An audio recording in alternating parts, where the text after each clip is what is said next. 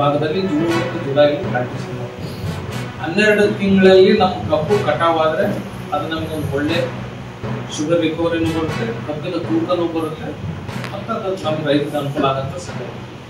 ಆ ದೃಷ್ಟಿಯಿಂದ ಇದುವರೆಗೂ ಆ ಪದ್ಧತಿ ನಡ್ಕೊಂತ ಬಂದಿತ್ತು.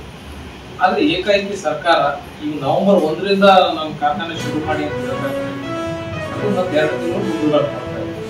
ಇದರಿಂದ ಆಗಂತ ದುಷ್ಪರಿಣಾಮಗಳು ಏನಿದೆ ಅದಕ್ಕೂ ಈಗ ಕೃಷಿ ಕೂಲಿ ಕಾರ್ಮಿಕರಿಗೆ ಈಗಾಗಲೇ ಮುಂಗಡ ಹಣನ ಕಾರ್ಖಾನೆ ವತಿಯಿಂದ ಕೊಟ್ಟಿದ್ದಾರೆ. ಕೆಲವು ರೈತರು ಆ ಕಾರ್ಮಿಕರು ಈಗಾಗಲೇ ಬಂದಿದ್ದಾರೆ. ಈವರೆಗೆ ಈಗಾಗಲೇ ಕಬ್ಬು ಓಡಿಸೋಕೆ ಶುರುವಾಗ್ತಾ ಇದೆ. ಅವರು ಈಗ ಕಾರ್ಖಾನೆ ಶುರು ಆಗ್ಲಿದ್ರೆ ಅವ್ರು ಮತ್ತೆ ಅವ್ರವ್ರ ಹಳ್ಳಿಗಳಿಗೆ ಹೋಗ್ಬೋದು, ಅವ್ರ ಊರುಗಳಿಗೆ ಹೋಗ್ಬೋದು. ಹೋದಂತ ಕೂಲಿ ಕಾರ್ಮಿಕರನ್ನ ಕರೆತರೋದು ಕಷ್ಟ. ಮತ್ತೆ ಕಬ್ಬು ಅವಧಿ ಮುಗಿಯೋದ್ರಿಂದ ನಮಗೆ ಅದು ತೂಕದಲ್ಲಿ ವ್ಯತ್ಯಾಸ ಆಗುತ್ತೆ. ಮತ್ತೆ ಹೂವು ಏನಾರು ಬಂದ್ರೆ ನಾವು ಹೂವಂಗಿ ಅಂತೀವಿ, ಹೂ ಬಂದ್ರೆ ಕಬ್ಬು ಬೆಂಡ್ ಆರೋದಿಲ್ಲ, ಅದು ಬಹಳ ಕಬ್ಬಿಗೆ ತೊಂದರೆ ಆಗುತ್ತೆ.